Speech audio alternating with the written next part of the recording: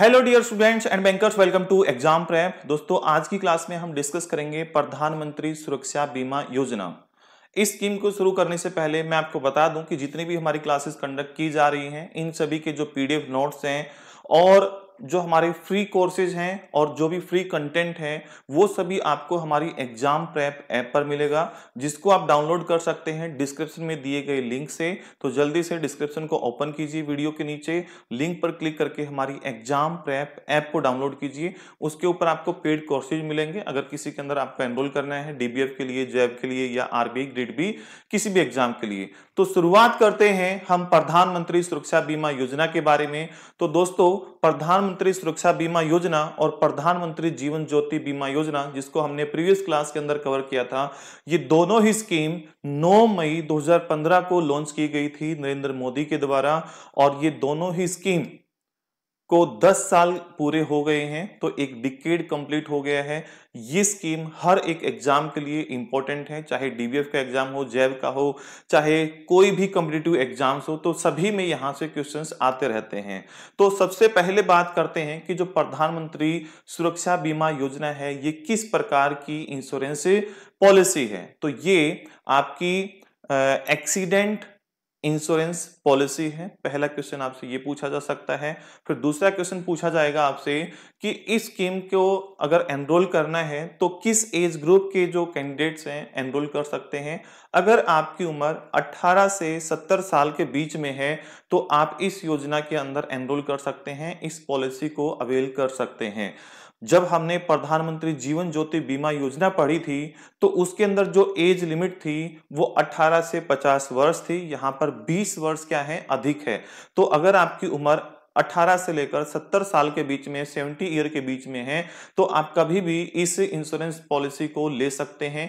ये पॉलिसी आप कहां से ले सकते हैं? इस इंश्योरेंस पॉलिसी को लेने के लिए आपके पास एक सेविंग अकाउंट होना चाहिए किसी भी बैंक में, चाहे वो आपका पब्लिक सेक्टर बैंक हो, चाहे प्राइवेट सेक्टर बैंक हो, चाहे कोऑपरेटिव बैंक हो, इवन चाहे आपका पेमेंट बैंक हो या स्मॉल फाइनेंस बैंक हो, किसी प्रकार का बैंक हो, उसके अंदर आपका एक सेविंग अकाउंट होना चाहिए।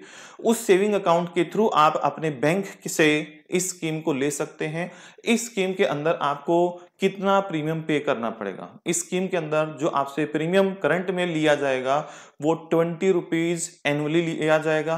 पहले ये प्रीमियम बहुत कम हुआ करता था, केवल 12 रुपए 12 रुपीज हुआ करता था। बाद में इस प्रीमियम के अमाउंट को बढ़ाकर 20 रुपीज कर दिया गया। तो सर, इस स्कीम को लेने का बेनिफिट क्या होता है? तो बेनिफिट ये है कि अगर आपका कल को एक्सीडेंट होता है और आपके अंदर किसी भी प्रकार की डिसेबिलिटी आती है, और वो डिसेबिलिटी परमानेंट होनी चाहिए। परमानेंट तौर पर मींस अगर आपका कोई भी जैसे हैंड है, लेग है, आईज है, वो परमानेंटली डिसेबल हो जाते हैं, तो उस कंडीशन में अगर आपकी 100% डिसेबिलिटी आ जाती है या आपकी डेथ हो जाती है, डेथ के केस में आपके नॉमिनी को 2 लाख रुपीज का कंपनसेशन मिलेगा, और परमानेंट डिसेबिलिटी के केस में आपको ये कंपनसेशन मिलेगा 2 लाख रुपीज तक का। तो प्रधानमंत्री सुरक्षा बीमा योजना के अंदर जो कंपनसेशन प्रोवाइड किया जाता है उसकी लिमिट है 2 लाख रुपीज। ठीक है। अगर हम बात करें कि सर ये जो डिसेबिलिटी है इसको थोड़ा सा डिफाइन कीजिए, तो डिसेबिलिटी 2 प्रकार की होती है। एक परमानेंट डिसेबिलिटी होती है और एक टेम्परेरी डिसेबिलिटी होती है। टेम्परेरी डिसेबिलिटी का मतलब क्या है कि आपका एक्सीडेंट हुआ, कुछ 1 महीना, साल, 6 महीने, 2 साल, 5 साल तक आपका कोई पैर या हाथ काम नहीं कर रहा है या आंखें काम नहीं कर रही हैं, लेकिन उसके बाद वो ठीक हो जाएंगी, रिकवर हो जाएंगी, तो ये टेम्परेरी डिसेबिलिटी होती है। इस केस में आपको कोई भी कंपनसेशन नहीं मिलेगा।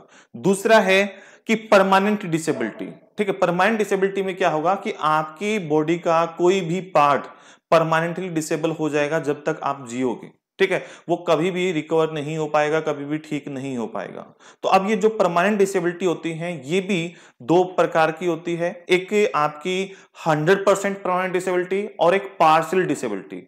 तो सबसे पहले हम बात करते हैं कि 100% डिसेबिलिटी किसको कहेंगे, और वो भी परमानेंट होनी चाहिए। तो अगर आपके दोनों के दोनों जो हाथ है, हैंड है, वो किसी एक्सीडेंट के अंदर खत्म हो गए हैं, ये भी परमानेंट डिसेबिलिटी का पार्ट होगा। ठीक है। 100% डिसेबिलिटी का पार्ट होगा। दोनों आईज आपकी चली गई हैं या दोनों पैर चले गए हैं, या आपका एक हाथ और एक पैर चला गया है, तो इसको 100% परमानेंट डिसेबिलिटी कहेंगे। पार्शियल डिसेबिलिटी क्या होती है, अब इसके बारे में बात करते हैं। पार्शियल डिसेबिलिटी के का मतलब होता है कि या तो आपका एक हाथ चला गया है, बस एक हाथ आपका टूट गया है या खत्म हो गया है या कट गया है, या आपका एक पैर, या आपकी एक आई, ठीक है, इनमें से कोई एक आपकी डिसेबिलिटी आ गई है और वो परमानेंट नेचर की है, तो उसको पार्शियल परमानेंट डिसेबिलिटी कहेंगे। इस केस में जो आपको कंपनसेशन मिलेगा वो केवल 1 लाख रुपए मिलेगा, 2 लाख नहीं मिलेगा। तो ये इस स्कीम का क्या है, बेनिफिट है। और आपकी डेथ हो जाती है, देन ये जो कंपनसेशन है आपके नॉमिनी को मिलेगा।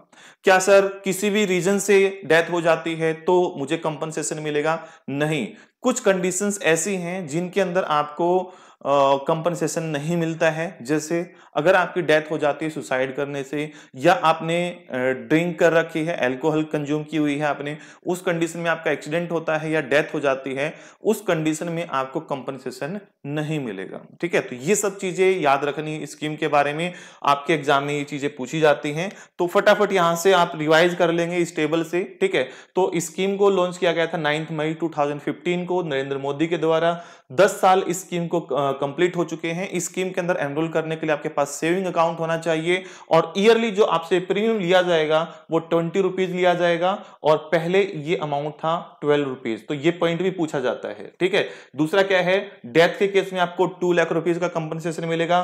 परमानेंट 100% डिसेबिलिटी में आपको 2 लाख का कंपनसेशन मिलेगा, लेकिन पार्शियल परमानेंट डिसेबिलिटी में आपको 1 लाख रुपए का कंपनसेशन मिलेगा। और ये जो प्रीमियम है आपका ऑटो डेबिट होता रहेगा आपके बैंक अकाउंट से, एक बार ही आप इस स्कीम को ले लेंगे। और 18 से 70 साल की उम्र में आप इसको कभी भी ज्वाइन कर सकते हैं। और इसका जो एनरोलमेंट पीरियड है वो सेम है आपका प्रधानमंत्री जीवन ज्योति बीमा योजना के अकॉर्डिंग। जैसे 1 जून से स्टार्ट होगा और आपका 31 मई तक ये इसका क्या रहेगा, कवरेज रहेगा। 1 साल यहां से यहां तक का आपका क्या होगा, काउंट होगा। ठीक है, उसके बाद हम बात करते हैं किसी भी बैंक से आप एनरोल कर सकते हैं। कंपनसेशन लेने के लिए आपको प्रॉपर डॉक्यूमेंट्स वगैरह अपने बैंक को सबमिट करने होंगे। बैंक के थ्रू क्या होगा, कंपनसेशन प्रोसेस होगा। और सुसाइड के केस में, अल्कोहल के केस में, ड्रग अब्यूज के केस में ये क्या होगा, लागू नहीं होगा, आपको कंपनसेशन नहीं मिलेगा। तो ये बेसिक जानकारी थी इस स्कीम के बारे में। तो आपको याद रखना है 18 से 70 साल की उम्र में कभी भी आप इसको ज्वाइन कर सकते हैं। केवाईसी आपकी आधार कार्ड के थ्रू हो जाएगी। तो ये सारे पॉइंट हमने डिस्कस कर लिए हैं। उसके बाद प्रीमियम के बारे में डिस्कस किया। तो ये कब बंद हो जाएगी स्कीम, ठीक है, एलिमिनेट कब होगी, 70 ईयर की जैसे ही आप एज करोगे, या आपने मल्टीपल बैंक अकाउंट से एनरोल किया है तो सारी स्कीम्स कैंसिल हो जाएंगी, बस एक स्कीम रहेगी आपकी। या आपके अकाउंट के अंदर इनसफिशिएंट बैलेंस है, या आपका जो अकाउंट है वो क्लोज हो चुका है, तो उस कंडीशंस में ये जो पॉलिसी है ऑटोमेटिकली क्या हो जाएगी, टर्मिनेट हो जाएगी। ठीक है, उसके बाद हम बात करते हैं कि ये जो 20 रुपीज आपसे चार्ज किए जा रहे हैं, इन 20 रुपीज का किस प्रकार क्लासिफिकेशन किया गया है। तो जो इंश्योरेंस प्रोवाइड करने वाली कंपनी है उसको कितने रुपए मिलेंगे, तो इंश्योरेंस प्रीमियम प्रोवाइड करने वाली कंपनी को मिलेंगे 18 रुपीज। 1 रुपया मिलेगा बैंक को, और 1 रुपया मिलेगा एडमिनिस्ट्रेशन एक्सपेंसेस के लिए बैंक को। ठीक है, तो इस प्रकार से इसका क्या है, क्लासिफिकेशन है। तो बस ये चीजें याद रखनी है आपको, कवर हो गई हमारी। एक क्वेश्चन यहां से आप अपने एग्जाम में एक्सपेक्ट कर सकते हैं। तो एग्जाम प्रेप ऐप को जरूर डाउनलोड कर लें प्ले स्टोर से, या लिंक डिस्क्रिप्शन के अंदर दिया गया है। चलिए मिलते हैं नेक्स्ट स्कीम के साथ। Have a nice day.